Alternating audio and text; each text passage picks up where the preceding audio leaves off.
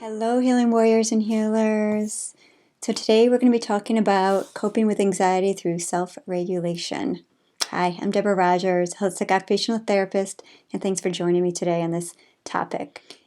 So, an illness and symptoms such as what we might be experiencing right now after COVID-19, especially when they linger for so long, can create like a fight, flight, freeze, or fawn response, and often can leave our nervous system on really high alert that begins to burn out. So flight is kind of, think about, put your foot on the gas pedal and you're speeding away. Freeze, you put your foot on the brake and you just stop and halt and freeze. And then fawning is kind of more of a learned response that can actually begin in early childhood, but it's where you tend to look to others for how you feel. You're not as aware as your own feelings, or you constantly try to please others, avoiding conflict. It's hard to say no, perhaps, to other people, and you might feel anger or guilt a lot of the time, or even shame, and you tend to be overwhelmed at times and take on more than asked. And there's a need for developing boundaries. So it's very difficult to try to find calm and rebalance in a mind and body that is constantly feeling anxious and experiencing symptoms, and scary symptoms, right? So our brain is wired to always be looking for danger. And it can get rewired by the danger signals it gets and our perception of danger and our responses. And medical procedures can be painful and even worsen our protective response. I can testify to this regarding medical procedures because between all my leading complications back when I had my spinal injuries like 20 years ago, 3 spinal surgeries, complications, in bed for 2 years, homebound about 5 years, and learning to walk for 5 years. And all the complications I had left me with flashbacks and panic attacks that I had to figure out on my own how to cope with and heal from. And I never even knew something called medically complex trauma existed until well after I had recovered from it. So a couple of years into my journey, when I had chronic pain, I started developing episodes of hyperventilating, not being able to catch my breath, and feeling if I were trapped and going to die. And I had no idea what was happening to me. And the symptoms and this fear of not knowing what's happening increased my anxiety, increased my symptoms, until one day during another episode I associated and I saw myself laying on the floor like a fish out of water, gasping for air, and I realized somehow I must be having a panic attack. Not even know what a panic attack is. So I began recognizing that the current pain I was experiencing with symptoms and increased symptoms, doctor's appointments, the sight of a hospital, memories, the touch of my back, triggered panic attacks. And I had medically complex PTSD from my traumatic experiences of these procedures and injuries, and from experiencing years of pain, and developed an incredible fear of pain because it was so severe for so many years. And especially from the staph infection I had in my spinal cord while having a broken back. So I did not know who to turn to. From that moment on, I had to figure out on my own how to get information. I researched and I taught myself how to recover and heal from PTSD. But through self-observation and journaling, I learned that what was my cue that I was starting to go into a panic attack or anxiety attack, and it was rapid breathing.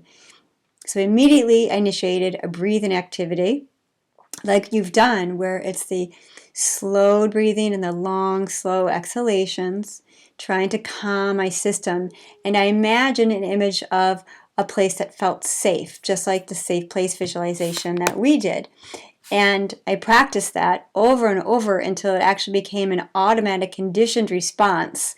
When I felt panic, that image would automatically come into my mind. And then after a while, after the incident of panic attacks, I began journaling about them and deciphered, okay, what triggered what? And I neutralized these triggers by self-awareness, by understanding them, by asking myself questions and journaling about it. And then purposeful activities also became important because it was a way to find calmness throughout the day. I hope you can use the exercises, the handouts and worksheets that I have that you can print out that go along with these videos to help calm your anxiety and panic. And please seek help. Someone to talk to and help guide you through this experience is vital. With practice, your coping can be effective and automatic. And although you may not be able to change your situation right now, you can help control how you experience the situation. And if you experience medically complex trauma, please know that you're not alone. This is something that is not talked about and addressed as much as it really needs to be. And seek help. Like there's no shame in seeking help. Why suffer through the symptoms? And when we have symptoms like this, all it does is escalate our anxiety more and escalates symptoms more, escalates our nervous system more, which is already out of whack. So ongoing symptoms that we can be experiencing through COVID-19, long hauler symptoms, or like say healing warrior, can cause hyper and hypoarousal. When this happens, the nervous system has the decreased ability to effectively regulate itself, and it becomes overwhelmed and hypersensitive. We can become hyperaroused and over-responsive to sensory input. That can cause us fear to move, fear to go outside. We can become oversensitive to light, to sound and noises. I know at first when I had COVID pneumonia, in the mornings when I felt my worst, I could not have the radio on in the morning, like people talking. It was just too much stimulation for me to process at that time. And we can also have difficulty regulating our emotions. And so the opposite may also occur in one that experiences hypoarousal and under-responsive, causing difficulty with motivation, lethargic, maybe feeling apathy, difficulty holding oneself up, dependent on others, and decreased sensory awareness. And people can also fluctuate back and forth. Often I've personally met and worked with people with chronic pain who felt sad and lonely, but still tended towards hyperarousal and over-responsiveness and difficulty controlling their anxiety. So how can we learn to rebalance our nervous system when we are in such a state of physical and emotional agony, right? It's really what it is.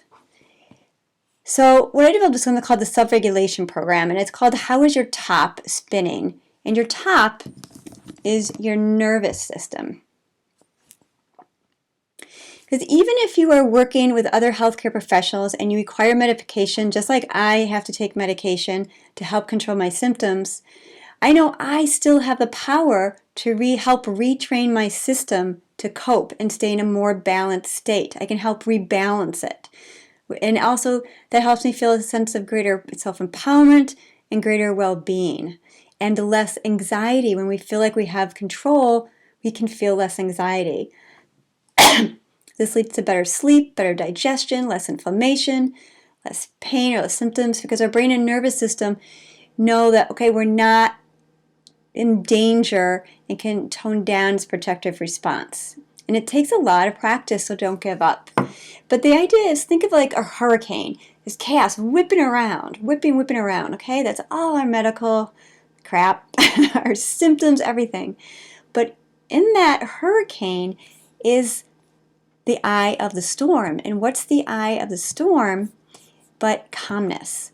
It's silence. So we can teach ourselves how to go out of that chaos into that eye of the storm. We have that power. So imagine your system, your mind and body, like a child's toy. I don't know how old you are, but if you're as old as I am, you're going to remember like a spinning top toy, a child's toy.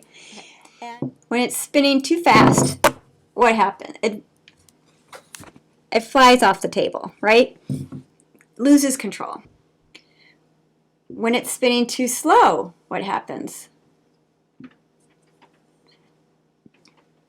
It doesn't do anything really, right? It just stops. What about when it's spinning just right, in a balanced, steady state? Look at that. And that's what we want for our nervous system.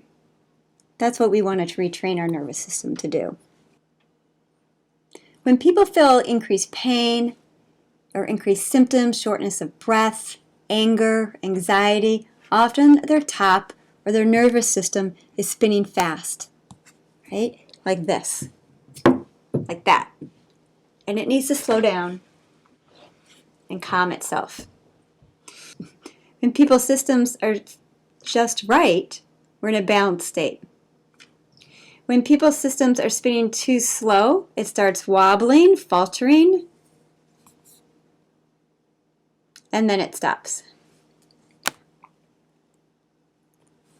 Kind of like crashing, if you think about it that way. Or people become lethargic and feel emotionally numb because their top is spinning too low or too slow. And they need more stimulation to speed up and rebalance their top. When the top's too fast, they need something to help calm them down to try to come back into that balanced, steady spin. So I provided for you some handouts that you can use with this video. And it is called the arousal chart and self-regulation diagrams, and also an arousal scale that you can use, and how do you self-balance and ideas for that. So you have a whole bunch of charts and worksheets that you can use to help you through it. So using the arousal chart and self-regulation diagrams, you can check in with yourself throughout the day and the week and just notice what triggers or stressors cause you to feel high arousal versus low arousal. And notice, okay, so is my top spinning too fast, just right, or too slow? How's your top spinning that day? How's your top spinning that hour or that moment? And try different strategies suggested that I outlined. There's several suggestions and ideas to help you regulate and rebalance your nervous system. And figure out what works best for you, and you may come up with something as well that is even better. Often people can find it helpful to combine strategies. So in other words, one strategy that works to help stimulate somebody that is low arousal can also help calm somebody that is hyperarousal. So for example, singing for me helps calm me when I need to get distracted from my thoughts and anxiety, but it also stimulates me when I need to get more arousal and get in a better mood. So for example, on the arousal scale, you're going to see a thermometer. And the top is too fast, hyperaroused, overresponsive. And you check in with your body. Do you feel like you want to flee or fight? Are you feeling hypersensitive? Does your body feel shaky or perhaps restless? Are you pacing or bouncing your knee? Do you feel like you're hyperventilating more, or you're all of a sudden your increased breathing rate? You can't sleep, or you're noticing increased pain? And then check in with it cognitively. Are you ruminating your thoughts? Or are you having catastrophic thoughts, flashbacks, difficulty concentrating, feeling kind of fragmented or dissociated? And emotionally, are you feeling like high emotions of anger or fear or anxiety? Then if you're too slow or not moving, you have low arousal or even collapse, check in with your body. Perhaps you feel a sense of physical lapse or shutdown, or you're hyposensitive, not as sensitive. You're under-responsive to stimulation. People who are under-responsive tend to like louder music to try to get them up, or like heavy metal music, something that motivates them, because you may feel unmotivated to get out of bed. Pain may also be increased. We may also have insomnia, or you could be sleeping more. Cognitively, you have difficulty focusing perhaps, or you feel kind of spacey, increased brain fog. You can't concentrate and you feel dissociated from your body, out of your body, not completely grounded in your body. And emotionally, perhaps a sense of emotional collapse, just can't handle anymore, or numbness, or apathy, or avoidance, withdrawal, even extreme sadness and a sense of hopelessness. And so I'll give you an example. When I implemented the arousal chart for myself, this was when I was having chronic pain, and now it's become more automatic. Thank goodness. I'm very fortunate that I've had, I guess fortunate is a positive way of looking at it. They had the experience of chronic pain where I really taught myself self-awareness and tools of how to deal with anxiety, because it was easy for me to quickly incorporate techniques with anxiety when I felt anxiety, whether shortness of breath, or just being outside. So for example, the first day in about 5.5, 6 months, I was able to go to the park on a nice day. I drove to the park and I was able to sit there for an hour. And so I started noticing, oh, my thoughts started increasing. And I was getting very anxious, like, what if I get more short of breath, or I can't be here anymore, and I have to take my daughter home, and I feel bad. But I noticed my thoughts right away, and I stopped it before it started escalating. I started catastrophizing about what if I can't make it home, etc., etc. And I started doing self-talk, which for me helps, saying, it's okay, we're just going to take some deep breaths, which I did. So a lot of what we've done already can be very helpful. The safe place, the breathing techniques, grounding in your body, feeling yourself seated, feeling the bones in your body.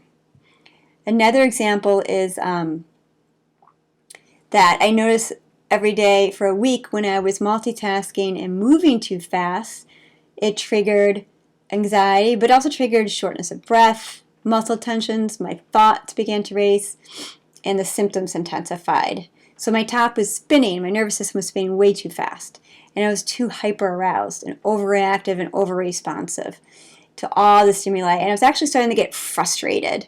And that's another cue, that emotional cue. Okay, I'm feeling really frustrated. Why, when nobody's doing anything to me that should cause this frustration? And so my quick regulatory strategy was to begin working in slow motion while focusing on one task at a time. And all of a sudden I felt incredibly calming to my system. My long-term prevention strategy was to remind myself only one task at a time if possible, because I know how it will affect me. Okay, so those are some ideas. Cold weather is another trigger for me, even inside the house. During the winter, it can really make my lungs feel more painful. I feel like they're freezing up. So even if then I don't feel anxiety because of it, I'm noticing symptoms, and I want to take care of the symptoms if I can, and I know how to, so that I don't keep that physiological hyperarousal increasing. So my lungs are freezing up, I was getting short of breath. All of a sudden, my heart rate's getting higher, so my nervous system's spinning higher and higher, faster and faster as I grow more uncomfortable in my body. And so my quick self-regulation strategy was placing a heating pad or a hot water bottle on my lap. And that alone just feels so soothing and brought me back to balance. My long-term strategy, I wear a lot of layers in the house and outside, as long as it's not too cold. But I'm always overdressed to go outside. So how is your top spinning? How is your nervous system spinning? Use the arousal scale and the arousal chart in the worksheets to help you determine where you're at and notice if you tend to have a pattern, especially when you encounter certain distressors. And then use the how to rebalance chart to determine what quick strategies work to self-regulate or rebalance your system, and how you can prevent your system from losing its balance again. And we may not be in that perfect balance, right? So I have an autonomic nervous dysfunction now as a result of COVID. My heart rate's high. I get extremely short of breath.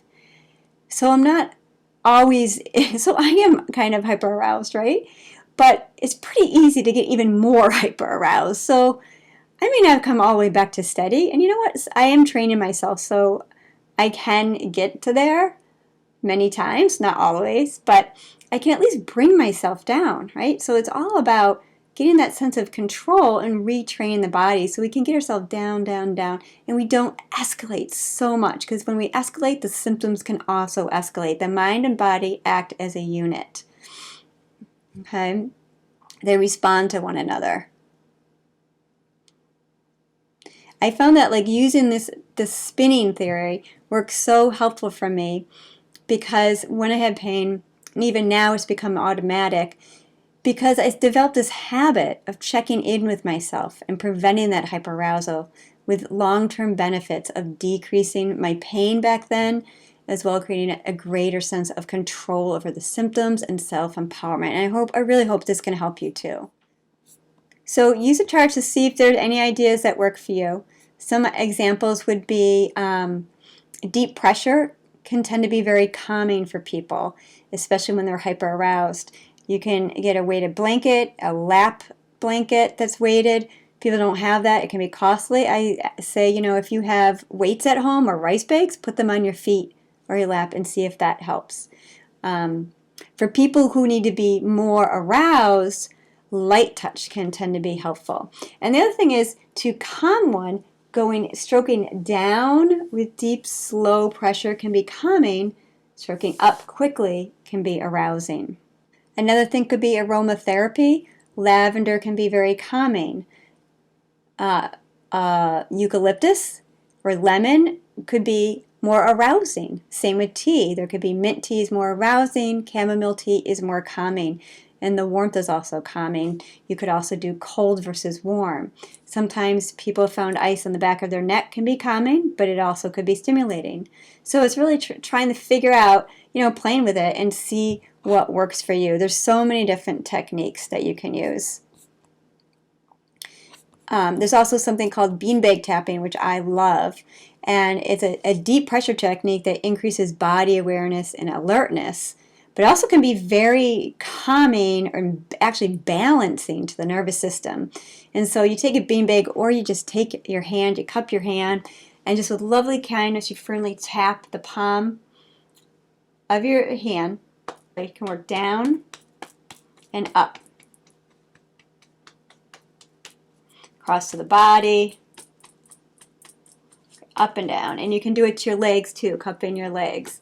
Do not tap your neck or your face, your forehead, stomach, because that is not as calming or balancing to the system. And there's also a similar Qigong technique that uses the hands to firmly tap along. And what you're doing actually is you're tapping along all these meridians and increasing the stimulating them, increasing your circulation as well. So let's talk about triggers, because triggers are really important in understanding what's causing our emotional reaction of anxiety or our symptoms even. So think of triggers as like stressors. It could be like people, places, increase or decrease pain in the lungs perhaps, or increased shortness of breath, anxiety, fear. Emotions can be triggers. Grief, physical sensations, our thoughts can easily be triggers, right? Weather, like I talked about, the cold is a trigger for me. The environment can all be stressors that trigger our nervous system to go in a high alert and arousal versus low alert arousal. And it is common to move between arousal levels throughout each day and week, as the nervous system is always reacting to stimuli. You may feel okay being in a high alert one day, hyper-aroused state for one day when you're at work and you have a deadline you have to meet, and you may feel you need that low arousal day of staying in bed all day when you feel sick or exhausted or just really need to be with emotions of grief and sadness. So you can even have days where you're hyper-aroused and another day where you're not as aroused, low aroused, when you're not sick. But the problem arises is that when we stay in one of these states, or we keep fluctuating back and forth and we can't rebalance, which can be very common to have this happen when we have all these symptoms and an illness that keeps seeming like the symptoms keep going, and it can feel very scary when nobody necessarily knows what's going on with us or how to help us, because we feel like a sense of lost control.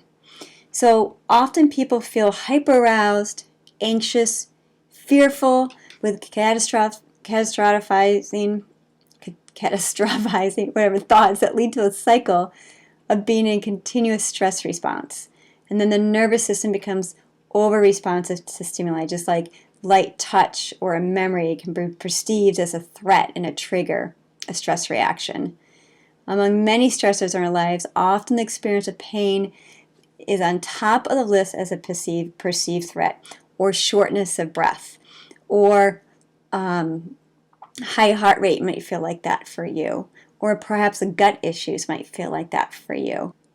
However, when people have been in a prolonged state of hyperarousal and overactivity, the nervous system can become so overwhelmed that it plunges into shutdown or collapse.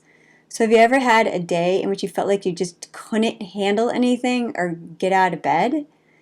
And I know that I have definitely, because my heart rate's so high, when I was trying to figure out what can I do, like I walked around the block the other day because I'm able to walk around one block now, and I walked too fast. I mean, it's not too fast compared to what I used to walk, so it felt pretty slow, but it was too much. And I wasn't paying as attention to my heart rate because I thought I was doing okay pace. And then I came home and kind of crashed because my heart rate was already high, and then it's going higher, higher, higher, and then it crashed. It just can't take it anymore. And that's happened before where I've been stuck in bed for a day or a week after, easily a week after some of these procedures or medical tests that I've been having. It's just too much for me. And these breathing tests that cause, when I end up having more pain from the breathing, and then I'm exhausted and I just collapse in bed for a couple of days to a week. It's just too much for the system. And the other thing is that past experiences also can play a role with how our nervous system responds. So if someone has experienced trauma before, or has ongoing trauma, whatever the trauma may be, or has a previous experience of pain or an illness that was perceived as traumatic, the nervous system may already be more overwhelmed and have less capability of coping with stressors. So thus the body can, or nervous system moves more quickly into that hyper aroused state, increased symptom intensity, or can fluctuate even more because it's so hard, it just can't get rebalanced. And sometimes it can get stuck in a state of hyperarousal, which I definitely felt for a few months at least, that I was stuck in this hyperaroused state. My body felt like I had this shock trauma from COVID and fighting COVID, and then the serious symptoms. I could not breathe. I could not talk without being short of breath. So much pain in my lungs. My heart rate was like up to 150s to 180s. So I got like stuck in this hyper aroused state that took a lot of work to start coming down from, and to keep using strategies over and over. And it becomes like some of these strategies now becoming like a conditioned response where my body or my nervous system knows, oh, I know what's going on, and it calms more quickly. So from painful medical procedures and complications, over time, like I said, I developed PTSD, and I was easily triggered into panic and anxiety by just feeling pain, for one, just having that symptom of pain, by walking into a doctor's office, by undergoing another medical procedure, so many different things, by a memory or a flashback. And other people I've talked to have told me they were triggered by, somebody told me that they were triggered by new sheets that were put on their bed at home because it reminded them of crisp hospital sheets.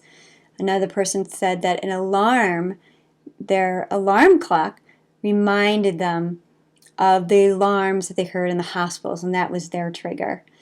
So to prevent escalation of our emotional reactions, it's important to become aware of, one, the specific situation that, or situations that trigger your distressing emotional reaction, whether it be anxiety, fear, something else. Your most commonly experienced distressing emotional reaction.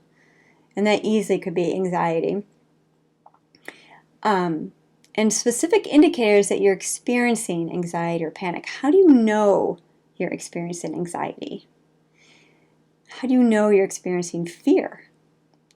Okay, and so there are internal and external triggers. And it's important to become aware of your triggers so you begin taking control of how you respond to them. So internal triggers are what's inside of us. So that could be like our thoughts. Our thoughts, it's so easy to get wrapped up in our thoughts. So they can easily be a trigger, right? A thought, a sensation from someone's touch, the feelings that we get when we're left alone, perhaps. External triggers are from what is happening outside of our body, such as an event, a place, or perhaps a smell, or too much noise, or the lights, something like that. Like perhaps the smell of bleach reminds someone of the hospital, for example. So you'll find that in the worksheets, there's identifying your triggers and the self-regulating your arousal chart for more in-depth kind of self-observation. And think of yourself as like an investigator, like just learning about yourself. It can be really actually interesting, developing this increased self-awareness and also feeling a sense of control, developing a sense of control. And determine what self-regulation techniques work that you find most useful to bring your arousal level back into that balance, bringing your spinner back into that steady, balanced spin. And choose some quick strategies and some long-term or more preventive strategies. And another thing I'd like to, as we come to a close, so, I have a lot of self-awareness. I'm still working while, life is a university, right? But I have a lot of self-awareness of how to work with anxiety because of my past experience and overcoming it. But the interesting thing is, because I was experiencing anxiety when I first developed the COVID pneumonia and like not being able to breathe and just the pain, and it's a horrible suffocating feeling, right? And so I started working with myself by just observing myself with curiosity. So when I felt anxiety, what is this anxiety? Anxiety is like an emotional reaction to something, right? So where's it coming from? What's triggering it and why? And it was interesting because I realized that anxiety, and I don't think people talk about it, but there's 3 different types of anxiety. And I'm going to explain what I mean. So one, I would feel the emotional reaction of anxiety. It's just like fear. It's coming from fear. But that anxiety or that fear because of that shortness of breath, not being able to breathe. But then another time, I was feeling anxiety standing, but I was calm. And I was, nothing was making me anxious. So I was going in like, why do I feel like this anxiety is starting to increase? And it didn't feel like an emotion to me. And I realized, oh, it is a physiological anxiety I'm feeling. I'm feeling my heart is started to go up because I've been standing too long. And I think I'm starting to get a little more shorter breath. So I was feeling that physiological change. I already in this hyper state, and I was feeling it going even more up. So I was noticing, which I find fascinating, the difference between emotional anxiety and physiological anxiety. And for me, and this is just my experience, but for me, I found it incredibly calming in the sense that, oh, okay, that's not an emotional anxiety. It's just because my body is telling me I need to go lie down and rest and start some breathing, which I did. And then I was able to quickly calm it.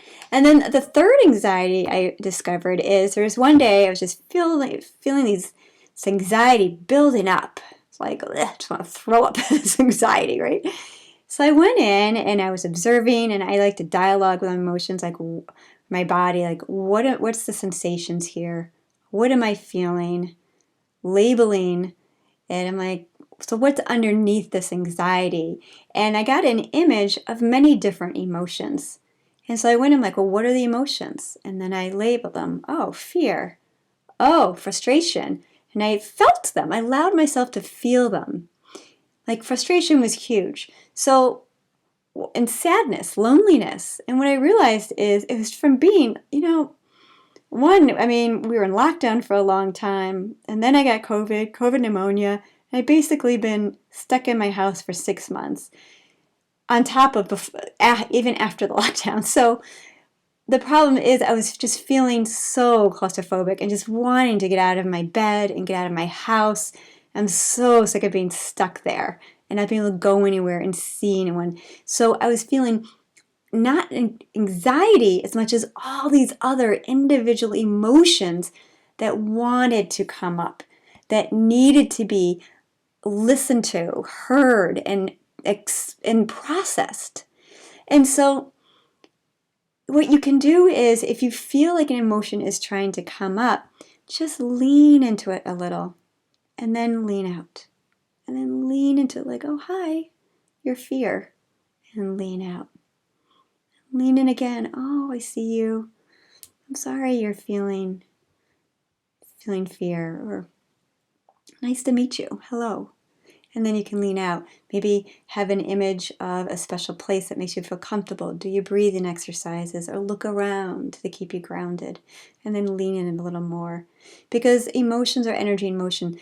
they can get stuck in us, and they need to be expressed and processed so they don't stay within us, because they can charge up, just like what happened to me. I wasn't dealing with my emotions, because it takes time, and I hadn't had the time to deal with my emotions that week. And so they're kind of like bubbling up. It's like boiling water. It bubbles up until it boils over. And so instead of waiting for it to boil over, what we really need to do is, when we start feeling it, give ourselves that time, journal, feel it, cry it out, just to get it out.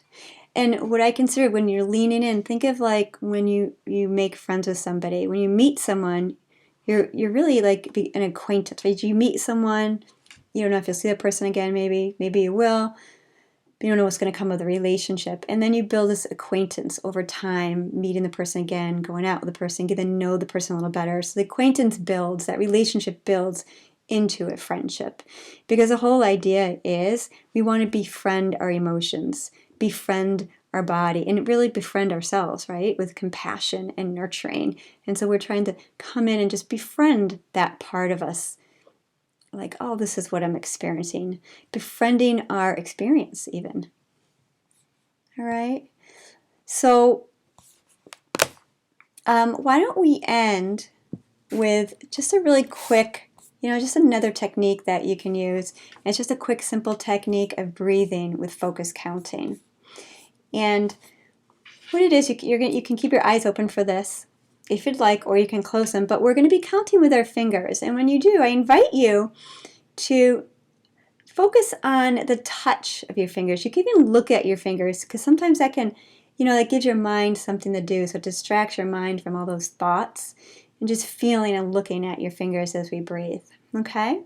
So with one hand, you're going to just place your thumb on the tip of your index finger, and you're just going to take a nice slow inhalation. And then you take your thumb to your middle finger and do a nice slow elongated exhalation, either out through your nose or your mouth.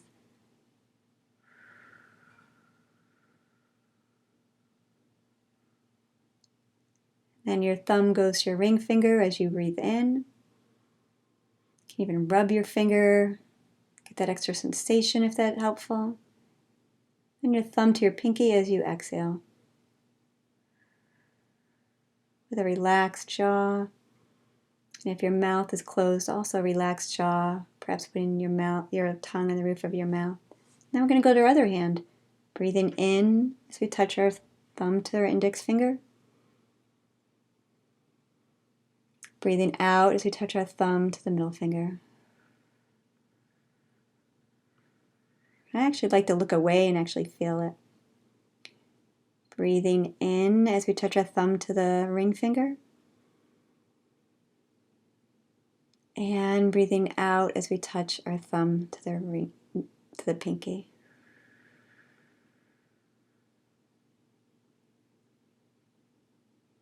And when you finish, you take in 4 full breaths. And you can do that again if you feel like that'd be helpful. But just notice how you feel after doing that, and how it felt to really focus on your fingers as well, and perhaps even the sensation, or as they moved and you coordinated it with your breath. All right. So I hope that helped everybody. I hope those worksheets you find useful. And please get in touch with me if you have any questions. I'm really sorry you're going through all of this. None of this is easy, that's for sure. And I guess what we can get out of it is greater self-awareness, resilience, and belief in ourselves, right? When we get this self-awareness and greater understanding of ourselves, we can get more belief in our abilities, our capacity for resilience. And this is hard. This is hard to get through this, without a doubt, right? And you are resilient. You're doing it, and you're trying. So I hope you give yourself so much self-compassion and loving kindness for all that you're going through and all that you're doing. All right, blessings to you, everyone. And happy, steady spinning. Hopefully, right?